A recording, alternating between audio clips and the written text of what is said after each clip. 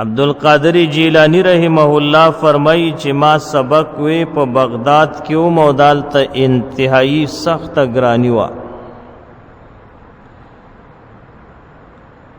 او په ما باندې دومره غربت وو چې سو ورځې به ما خوراک اونک خو لیکن خپل سبق می بیام نه دی قضا کړی دولګي او د تند په حالت کې بزرات لم او خپل علم به می حاصلولو او سبق به می ویلو وای کله چې را باندې ولګه سیوا شو او زیاته بشوا نوې بیا به می پلار کې قتل نظر به می واچو چې په دغه لار باندې تیریدونکو خلکو باس خوړلیو د هغې پوستکی وغیره به غورځولیو نو ما به هغه راپورته کړل او هغه به مې راواخیست او په اوبو سره به مې ووینځل او صفا به مې کړل او بیا به می هغه د خوراک په طور باندې استعمال کړل او هغه به می او خوړل په هغه باندې و ما خپل گزاره کوله معزز مسلمانانو چې دانن مونږ او تاسو د دوی په نوم باندې فخر کو او په هر مجلس کې او په هر ځای کې چې دا مناقب بیانېږي او فضایل بیانېږي نو دا هسې نه دي دغه خلکو دغه نیکانو دغه اولیاو دغه بزرگانو د علماو دغه سي تکالیف برداشت کړي دي دا فرمایي چې ما به دغه پوستکی او خوړل او په هغې به مې گزاره کوله وی یوه ورځ زه راووتم کله چې د سبق ویلو نه فارغ شوم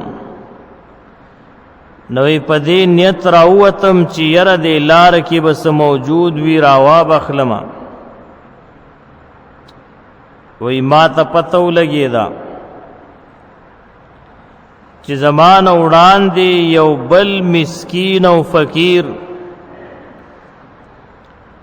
یو غریب انسان په دې لاره تیر شو چې د ډېر د غربت د وجنه ما چې کم کار کولو نو دغه مسکین او فقیر کړو وی لہذا زد دی لار نرا واپس شم مزل مکو وی دی بغداد کی یو بازارو چی پاغی کی با عطور خرسیدل مختلف قسم خوشبویانی دا عطر بازارو وی زهل ته ورسېدم او په دغه بازار کې یو مسجد دی چې هغې ته مسجد یاسین ویلی کېږي وی دغه مسجد یاسین ته وردننه شومه نو وی د ډېرې ولږې د وجې نه ما هېڅ حرکت نشو کولی زما د خپو او د لاسونو قوت ختم شو وی زه د دغه مسجد په یو ګوټ کې کېناستم او داسې انتظار مې کو چې کېدی شي د دې سختۍ د وجې نه په ما باندې مرګ تواری شي او وفات را باندې راشي وی زه ناستومه او د خپل ځایه پاسېدی نه شومه نوی ناصافا چې اومې کته نو دی جماعت ته یو نوجوان را دننه شو. وی د هغې نوجوان په دې لاس کې تازه روټۍ وه او ورسره سره کړې غوښه وه. وی نور څوک په دې مسجد کې نو زه یو طرف ته ناست وم، دا نوجوان را دننه شو، د خوراک شروع که. خو لیکن زه لیدلی نه یم چې مخامخ ناست دی، ما ته ښکاري، خو لیکن زه خو یو ګوټ کې وم، زه ورته نه ښکارېدم. وی کله به چې هغه خوراک کو او دا نوړی او نواله به یې را پورته کړله، نو وی د ډېرې ولږې د وجې نه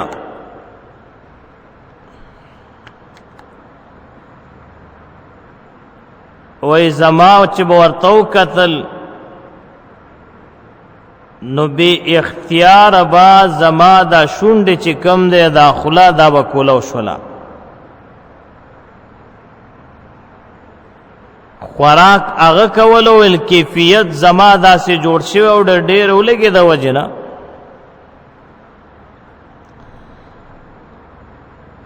وی ما به ځان ښه کنټرول که، خو لیکن ولګه دومره سیوا وه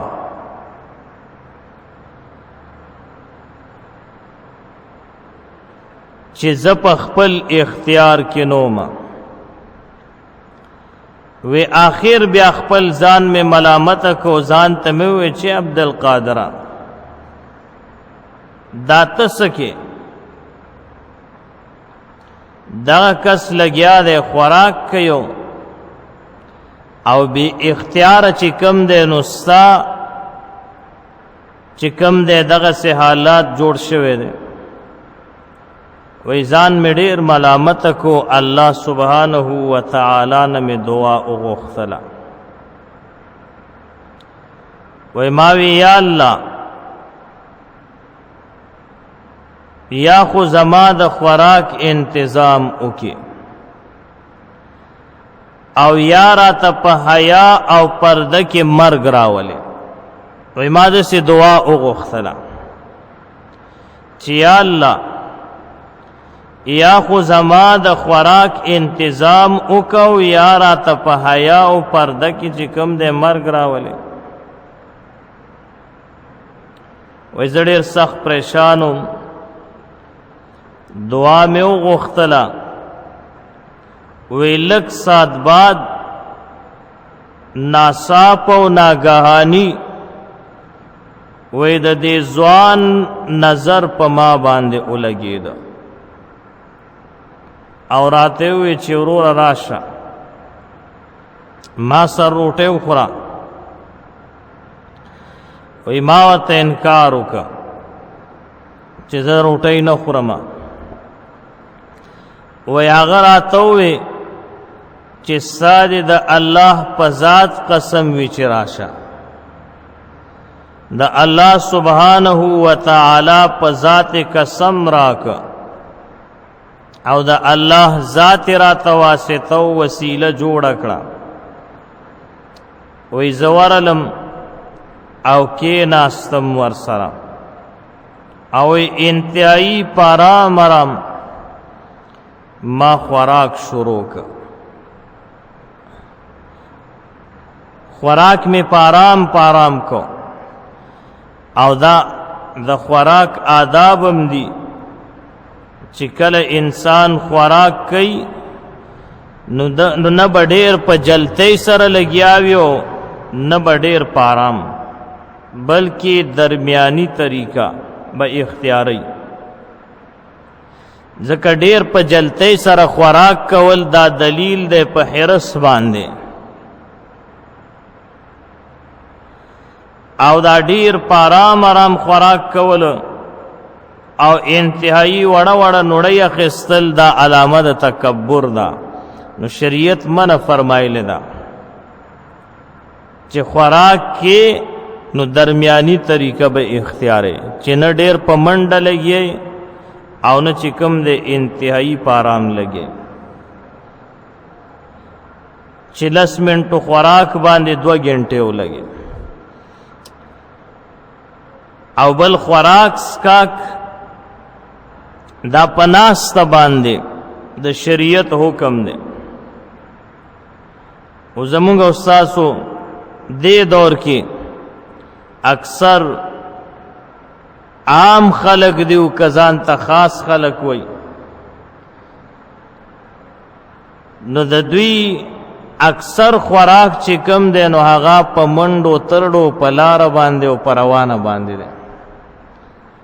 او کدا منډو ترډو باندې او په لار او په روانه باندې نه نو خامخا په ولاړه خوې کوي ډیر به تاسو کتلی پلار بروانی خوراک بم کوي بوتل بم لاس کې نیولې چغي سورې بم وي دا ټول کارونه د شریعت او د تهذیب او د تمدن خلاف دي او دا ټول کارونه د حیا او د غیرت خلاف دي دینه به مونږ او تاسو ځان ساتو دا د الله نعمتونه دي د دې نعمتونو قدر پکار دی په حوصله سره ادا یاد ساتي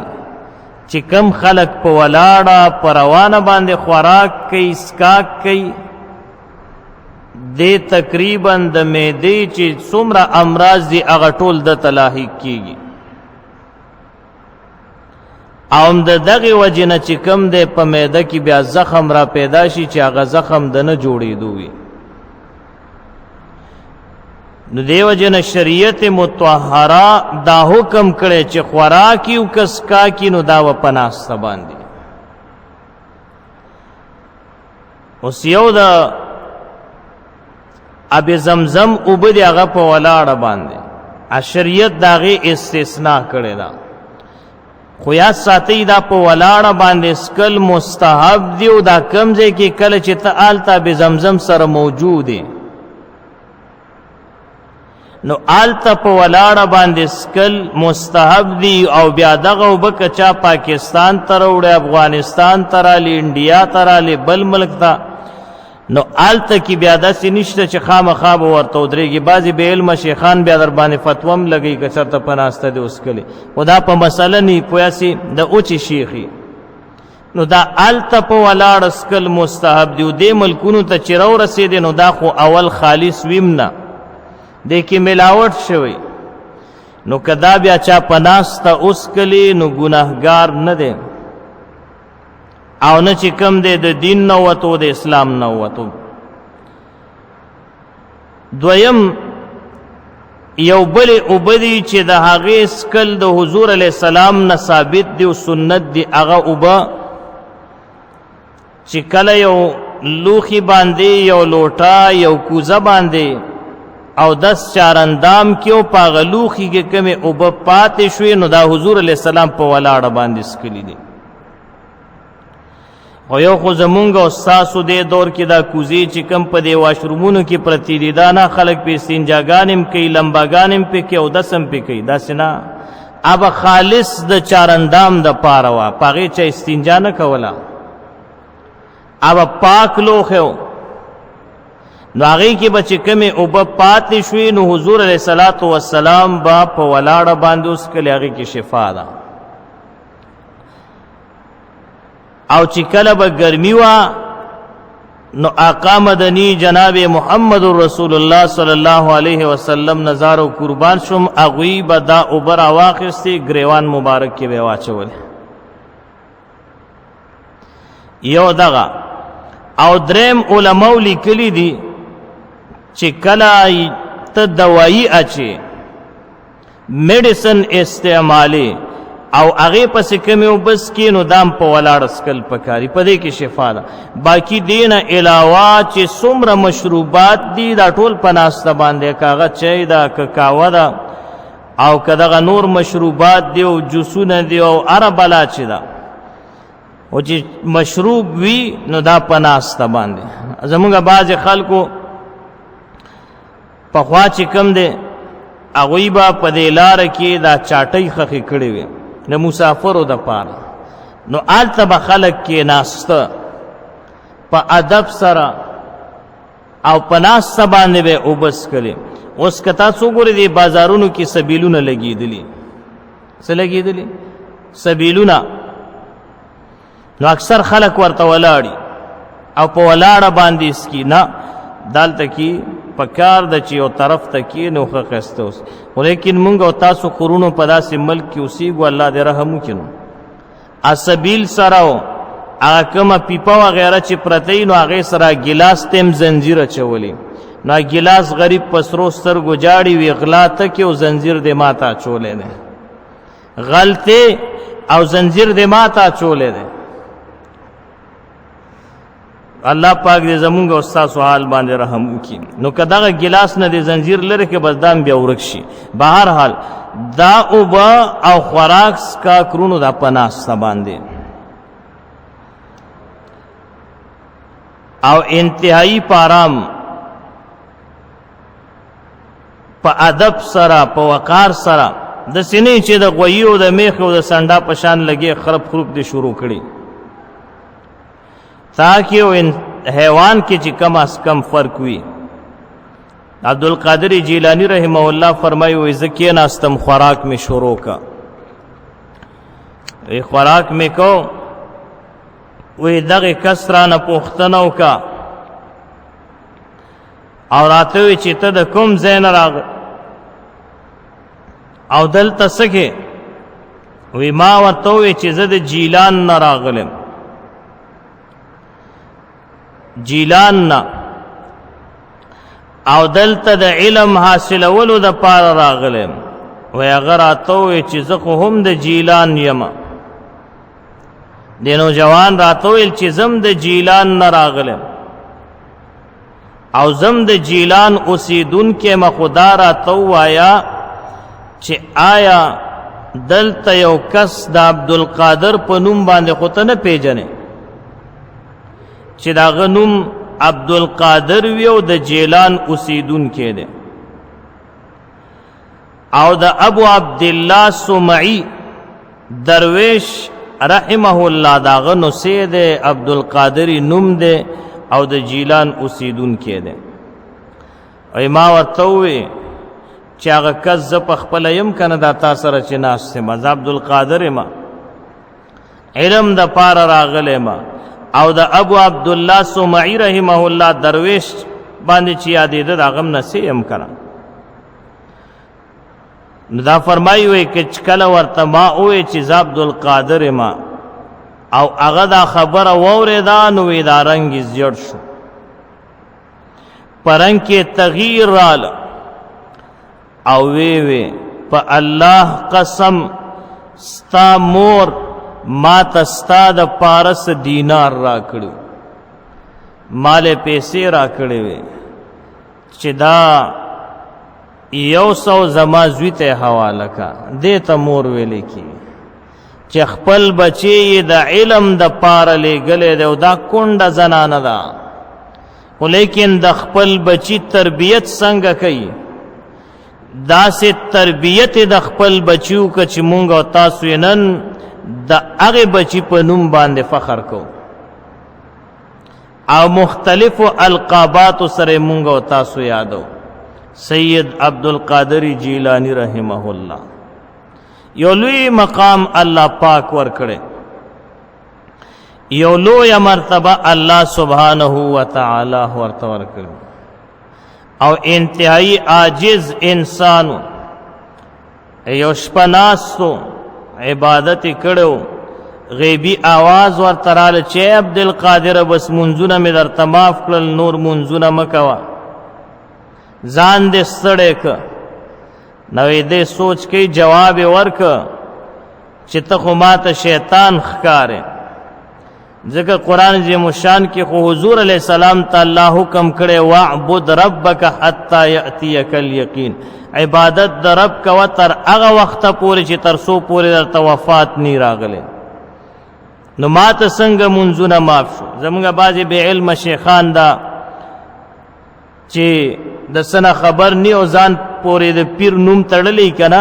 هغه سوی یره جیوي ما داسې یو رڼه ولیده او بس په رڼا کې یو کس راته میلو شو، هغه راته ویل چې ته رسېدلی مونځونه مه کوه، نو بیا مونځ هم ورپسې پرېږدې. دا اکثر په دې جاهلو پیرانو کې داسې. الله پاک دې مونږ او تاسو د دغسې جاهلانو نه پام نه امان کې وساتي. او د ټولو نه زیاته بیخکني د دین چې کړې ده دغې جاهلانو کړې، دا بې علمه شیخان. د عبدالقادر جیلانی رحمه الله ورته وفرمیل ای لعینو مې پیژندې شیطانې، نو هغه ورباندې دویم گزار کوي، وی ای عبدالقادره د علم په برکت را نه بچ شوې. دی په دویم گزار وکړه چې دی به ووایي که نه چې آو د علم په برکت در نه بچ شوم، نو دا خو یو غرور او تکبر دی. عبدالقادر جیلانی رحمه الله ورته فرمایي وی لعینا د علم په برکت نه د الله په فضل در نه بچ شوم. نو دغه ټیم کې دا شیطان وتښتېده. نو دا د یو کونډې زنانه زوی و، خو لیکن کم مقام ته ورسېده د مور د تربیت د وجې نه، مور تربیت صحیح وکړه. الله اکبر. نو دغه صاحب ورته وایي چې ستا مور مال دینار را کړو چې دا عبدالقادر ته ورسوه، وی زه د بغداد ته رالم، ما ته ډېر تلاش کې خو پیدا مې نه کې، وی آخر دا چې ما سره کومه خرچه وه هغه ختمه شوه، او نن درېیمه ورځ ده چې ما هم څه نو خوړلي، 3 ورځې زه ستا په تلاش کې وګرځېدم او لږې و تندې راخیستی ومه، او داسې حد ته رسېدلی وم چې ما ته مرداره خوړلم جایز و، ځکه زه د لږې مړ کېدم،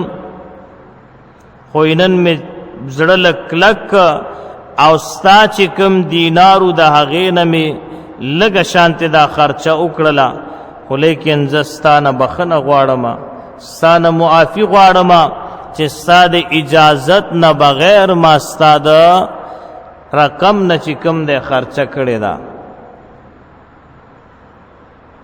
او دا خوراک چې کوم دی نو دا هم ستا په هغې خرچه باندې شوی دی، دا هغه خوراک دی. عبدالقادر جیلانی رحمه الله فرمایي ما ته ډېر